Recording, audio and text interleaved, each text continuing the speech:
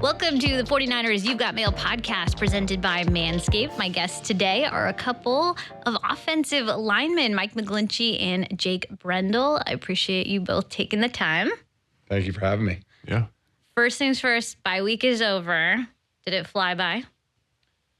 It did. It's like a small taste of off. It's kind of weird because the NFL rules really allow you to like get away if you want to, and really act like it's like 6 days of off season. Can you go international if you wanted to? I suppose you could. It's a long flight. Yeah, Unless you're going risky. I know some guys went to Cabo, which Okay. from here is only like 2 hours. Yeah, that's not very far. It's closer than going to Philadelphia for me. But yeah, so I don't really like to go anywhere on bye week.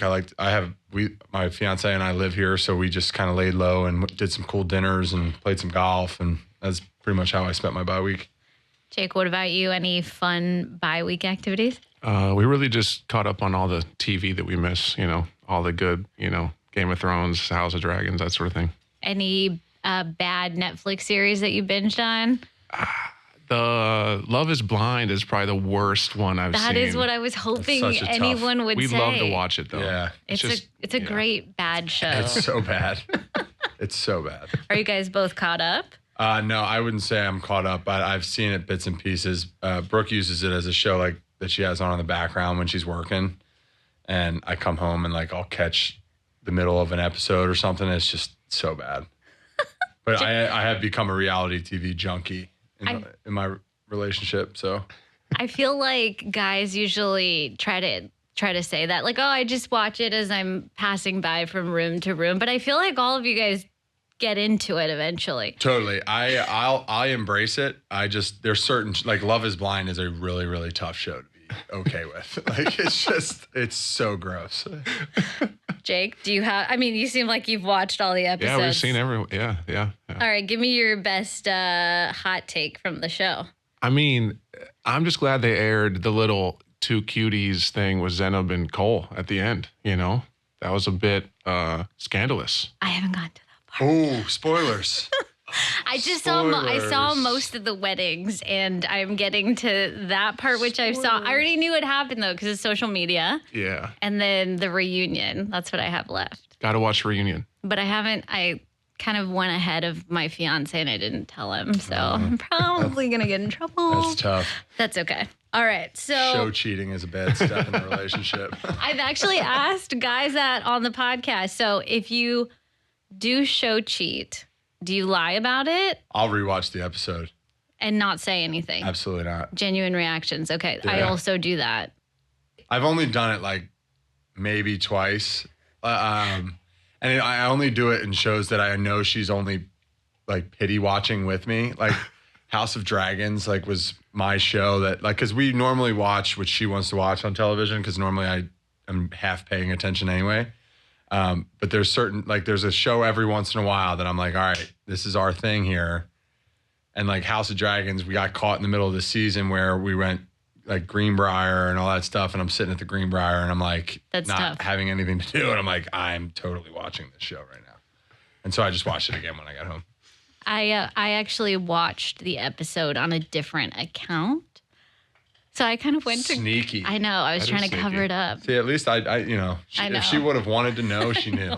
But that's how I know. She never even found out because she didn't care to know. Jake, do you show cheat? I don't know if I have, honestly. Good man. So Good man. faithful. I mean, know. when we were in West Virginia, we just watched it at the same time. Did like a little like Oh, like little a sync FaceTime up? watch. Yeah. Okay. Yeah. I like that. little date Smart. night. Yeah, it's a good move. Wow, what a stand-up guy. Okay. Yeah. All right, guys. So I feel like the offensive line is usually very low-key, for lack of a better word. Can you guys take me through the personalities of the guys up front? Tell me about the room. Like on our team. Mm-hmm. Well, we got a wide range, for sure. Definitely some more on the outspoken side, like myself. Some very low key guys like Trent and Spencer and Banks. Mm-hmm. Dan, Colton, and Jake are kind of in the middle of all that, and they're savants of like what subjects to talk about, you know. But everybody, it is low key because at the end of the day, like nobody decides when they're a little kid, like, oh, I want to play offensive line, you know. Wait, that was a question I actually had written down. Okay, well let's let it rip. Yeah, let's dive right in. Did you guys dream of playing in the trenches? No chance. I dreamed like I was going to be a quarterback or like catching toss or DN. You never know. No. Offensive line is something that just kind of happens to you. Yep. For me, I was playing in high school and I went to a small school, so I kind of played just about every position for our football team because I only had like 35 guys on the team. And then I was a basketball player too. So I came in thinking I was going to play tight end and, you know, catch touchdowns and run and all that stuff. And then like my freshman or sophomore year, I picked up my first offer and they said, "Oh, we're not offering you this tight end. You're going to play offensive tackle." And I was like, "Oh, okay." And I kind of kept trying to play basketball a little bit just to keep my options open. And the schools that were coming after me for basketball were a lot different in caliber than the ones for football. And that makes sense. And I quickly realized that if I did want to make it to the NFL, running wasn't exactly my strongest suit. So I figured you got to play to your strengths. No doubt. Put your hand in the dirt and let it rip. I like that. All right. So, Jake, how did you fall into becoming an offensive lineman? So where I grew up in Wisconsin, there was a weight restriction for people that could move the ball, right? So, like, if you're a skill position, you had to be in fourth grade, it was like 90 pounds or something. And I was like 140. So I was way above that every single year. I had no idea that was a thing. Okay. Yeah. And so, like, the guys that could move the ball had little stars on the back of their helmets. And then I was without a star. So I had to be in the trenches. Okay. Yeah. Do you guys feel like you left anything on the table? I think it worked out. I'm very comfortable with the career path I chose. And there is and there isn't glory in playing offensive line. Like, I think it truly is a very rewarding job because it's the only position in sports where like 5 guys have to do the same job in order for things to work. And everybody has to be on the same page. You're blocking the same guy in a combination with a partner. And it only takes one guy to mess it up. Right. And I think having the team within the team, I think is a very prideful thing. And I think it's something that if you're good at it, you're going to embrace it. And it's the culture of the offensive line is very, very rewarding. And it's more fun, I think, because it is laid back. You're not worried about, you know, statistics and catching touchdowns and who's the biggest guy, who's the biggest star in the room. And you just come to work with your buddies and go play. And I think that's the one thing that I have found about, I'm very, very happy that offensive line did happen to me. Because I think it is in ways a lot of fun and the most fun position you can play. And how do you build that camaraderie, especially with the newer guys on the team, like a Spencer Burford, who has very quickly stepped into that starter role? How do you get him up to speed real fast? And obviously you guys are all playing very well through the first 8 weeks. I mean, it's tough, right? Every single room is different across the league, you know? I've been a part of probably 4 or 5 great ones. So really it just depends on, you know, what that rookie needs from the room and what the room needs from that rookie, you know? And I feel like Spence has done a great job for us. He's kind of read the room and kind of felt out where he fits in the puzzle, you know? So he's a come out and he's done everything that first year's asked him to do and everything that we've asked him to do in the room. And, you know, I feel like he's on a good track. And I also think that it's not a coincidence, right? Like John and Kyle and Chris and the powers that be in the suits, right? The masterminds. Yeah, all those guys in the front office, like they have an idea of what works and they have a personality profile of what works and how, like, there's certain boxes you have to check for an offensive lineman to be, you know, successful. And certainly unselfishness and teamwork is at the top of the list. And I think everybody who's good at offensive line and who embraces playing offensive line understands the culture that pretty much already exists once you get there. Jake, this is your first year as a full-time starter.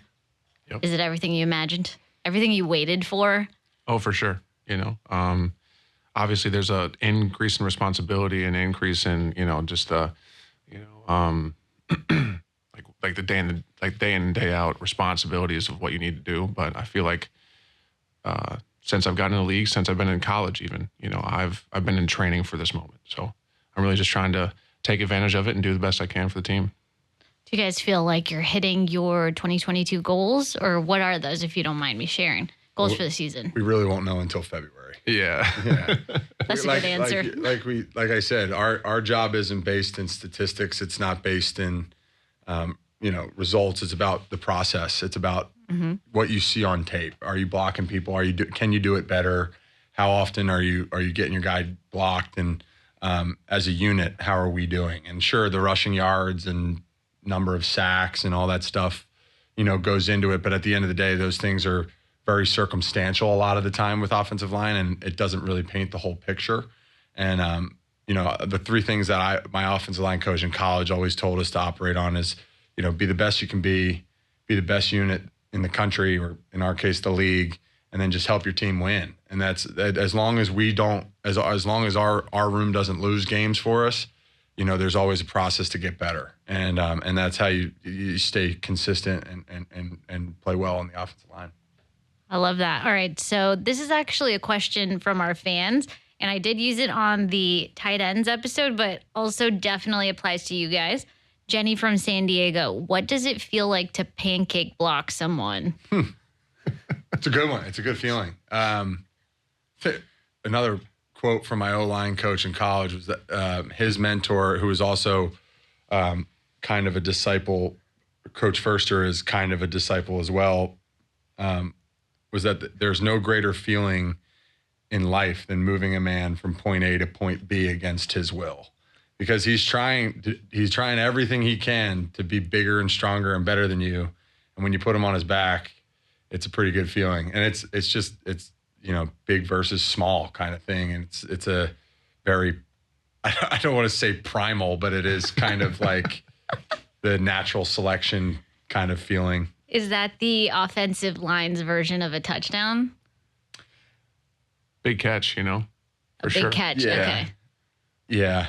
I think it's just hard because, you're not going to get the roar from the crowd that, nobody's watching number 64, number 69. But you know what? Playing, except for maybe our wives or our families. Yeah, they're like, nice walk there. Everybody always says, when they get to know me, they're always like, I never knew what it was like watching football when I'm only paying attention to you. It's a completely different world. I'm like, yeah, it is. You're not just watching where the ball is at. Yeah, you're watching kind of a dance of big dudes, The true football savants will see you the next day, though, when they're breaking down the tape, That's the praise you'll get, the post-mortem. If they know what they're looking at. That's also true, yeah. It's a hard thing to train. And, we're not going to get into the Monday morning breakdowns here on this podcast.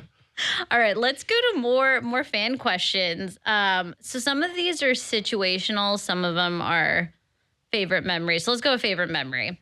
What's your favorite play that you've been involved with of your career thus far?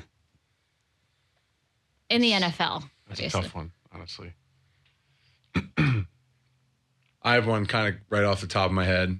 One of the coolest plays we were ever a part of was the NFC Championship game in 2019. And I don't think it's any secret the type of game our offensive line had that day. And Kyle decides to call on 3rd and 7 a trap play, which is it's a ballsy move, and it's it's a very hard look when you're in a blitz. They're in a blitz pass rush front, and you have to figure out how to identify and block what's going on in front of you. And I cut a guy off. I really had the easiest job on the play because I was the backside tackle, but Joe does this sachet swim move on the 3 technique. Who's the defensive tackle that's getting trapped, and somehow winds up on his linebacker that was across the ball in front of our right guard. And Raheem broke it for 45 yards and scored a touchdown. And it was like that was kind of like the nail in the coffin. Like, this is our game. And it was like a multitude of feelings. It's not just the coolest play, but it's also like it sealed our deal to go to the Super Bowl and all that stuff. So that was definitely one of the coolest plays I was ever a part of. I would say that's up there. Yeah, that's pretty good. That's pretty sick. Jake?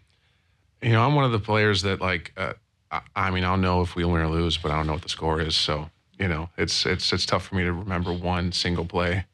As long as you don't get called out the next day, right? That's kind of like what every offensive lineman hopes for. Like, for sure. Yeah, that is kind of tough. Like, Kyle can come in after a game and like completely narrate what the hell happened out there. Yeah. And like, I'm like, am I not a football guy? Like, I just happens so fast. You're just, well, not even that, but you're just so in your own little world out there that you only have one thing to focus on, and it is hard. And the only reason I really even remember that one is because it's what we were talking about. Yeah. Like post game, and it's like it was in the Monday morning meeting, and I didn't realize how cool it was when I was on the field, but I was like, damn. You're like, yeah, I did a great job. Trap on 3rd and 7 in the NFC Championship game. What a ballsy ass call, and like that's cool to be a part of that and have like your head coach has the confidence to do that, like in a way to put his players in doing something cool. Yep.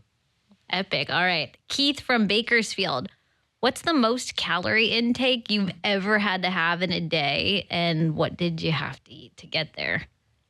Back in high school, I was a nose guard for my first 2 years, and then they needed me to switch to center when we lost our starting center just because he graduated. So I had to go over a summer. I had to go from 230 to like 265. So I was eating like 3 sweet potatoes and like half of a Bluebell ice cream every night just to try to gain weight. So yeah, it was probably around that 8,000. Yeah, 8,000 a day. The things that you think of to just put calories down it's pretty disgusting looking back on it, because it doesn't happen at this level, like because you're eating healthy. Yeah, you have a little money in your pocket and you can do things the right way. But like in college, it's like, well, I haven't eaten in a couple hours. Well, I only have $5 in my pocket, so it looks like I'm going to Little Caesars. Yep. You know what I mean? It's like I'll have to eat this entire pie of pizza, because if not, I'm probably going to be light tomorrow. It's not enjoyable at that point, right? No, eating a pie of pizza is always enjoyable. Okay. But after like slices half 6, of a 7, Bluebell and 8, carton, 8, though? yeah, it was kind of a job, to be honest. It is. You have to dedicate. Like, my little brother's kind of going through it right now. He's like 15 years old, and he's not as tall as me, but he's tall like I was, and he's trying to play football. And I'm like, dude, you gotta make a decision of whether you want to look good or you want to just like play football, because it's a battle either way. Wow, I did not. I guess like for a normal person, like I'm thinking like 1,500 calories. So like you guys are going over 1,500 calories. I'll lose 15 pounds.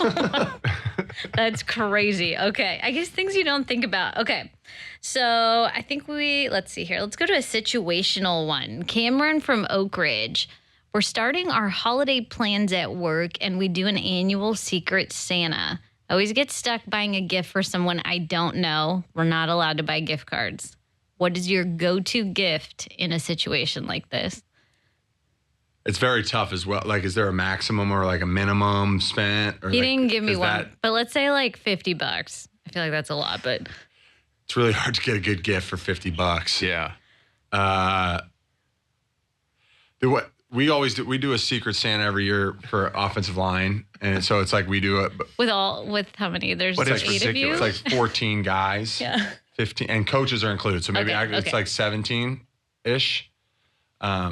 With everybody in the like practice squad, everybody. And so my thought process is always like, I don't know who's going to wind up with my gift, but if they do get my gift, they will at least use it, right? So it's like coolers, a grill, a travel bag of some sort, like something that's always logistically reasonable. Useful. Like somebody's not going to walk out of there and be like, damn it, I got this gift. Yeah, I feel like if you get like a Yeti cooler, nobody's going to be upset about that. Exactly. Like, so yeah, you can use that.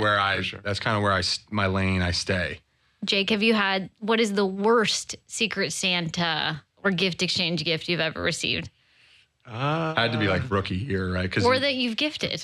You pick by seniority too, so the rookies always wind up with the the crappiest I mean, stuff. I don't want to throw anyone under the bus, but someone brought a Theragun, which we have access to. Yeah, that's an brutal. ample That's amount. such a brutal gift. Like there's thousands of these at our work, and you're gonna give me one to take home. Like, what is that gift? Yeah, that was a little nothing against Sometimes- Theragun, but we have access. Love to Theragun, yeah. great product. But I don't need Sponsor them. I don't need a personal one. Yeah, that seems like a little repetitive from what we have around here. Yeah. All right. Let's see here. One last one. Lauren from Indiana. I ordered to-go food to try and impress the guy I'm dating with my cooking. I am actually not a talented chef. When do I come clean and how? Right away. You don't want to carry that bug on for a long time. Like, because what happens when he's like, oh, hey, do you want to eat in tonight? You know, I really liked what you made me our first date. And she's just like, oh. Logistically, that could become difficult. That's what I'm yes. saying. So, there's no shame in, like, being a bad cook. Like, I feel that. Brooke knows that she will never, ever get a meal made by me. Like, Yeah, what ever. are the cooking skills of you, like, I can between make- you two? I can make breakfast food. Yeah, That's I can about make it. a A mean breakfast. PB&J? Like, and I know the Mean guy's breakfast. supposed to, like, man the grill in the house and Yeah. stuff, but, like, even when we have steak, Brooke will cook the steak too, because she's better at it. I love it. Like, I'm gonna eat better tasting food by putting my pride aside. I like that. Own it, whether Yeah, like you're I good bring at other it, I you're bring bad other at things it. to the table. I don't need to be the good cook. You know. Yeah. That's my pride. Like, don't hide personality traits from people. That's a bad way to start a relationship. you know? Honesty is the best policy on Yeah. this one. Yeah, you don't want to. Don't act like a phony, and then you're like a year in and acting like this guy has been getting gourmet, homemade cooked meals, and all of a sudden you're like, oh, actually, that was just DoorDash, and it was. I mean, honestly, though, like with the delivery services, you could probably keep that going for a while if you really Yeah. wanted to. I mean, there's limitless things on You can DoorDash. fake it till you make it, for like, sure. like all of a sudden you like bring home like, oh, this is some great Korean barbecue that I made. What? You're like, hold on. That's Hold on. Mike. Your last name's McGlinchey. You're not cooking Korean food. You know what I mean? Is there a dish that either of you have tried to make and epically failed doing so? I mean, cooking's kind of like a process, right? Like, as long as you follow the Yeah, you're supposed to instructions, just be able to follow know, instructions. you should Ideally, be okay. yes. Yeah. So any ambitious stuff that my wife and I have made, like, we really haven't. I mean, we haven't had a fail for sure, but it might like not that. have come out like exactly like the restaurant or something. I one time, like, Brooke wasn't at home. She was out to dinner with like her girlfriends or something, and I like tried to. She makes. I had them last night, so this is why it's on my brain. But she makes these unbelievable, like, chicken parm sandwiches, and they're so good. But I tried. She does like, the bread is like a garlic bread of some sort and toasted and perfectly made chicken. And I tried to make it myself once when she was not in the house. And like, I just was eating like straight salt pretty much. And I was just like, this is just terrible. Because Yeah. she didn't like leave an instructional book. But anytime you burn something too, like if you're burning burgers or steak, or that's pretty bad. That's a pretty bad look. Leave it to the experts. Exactly. All right, let's close things out. What is one thing that someone might not know about you? Share it with the listeners of our podcast here. Fun fact about yourself.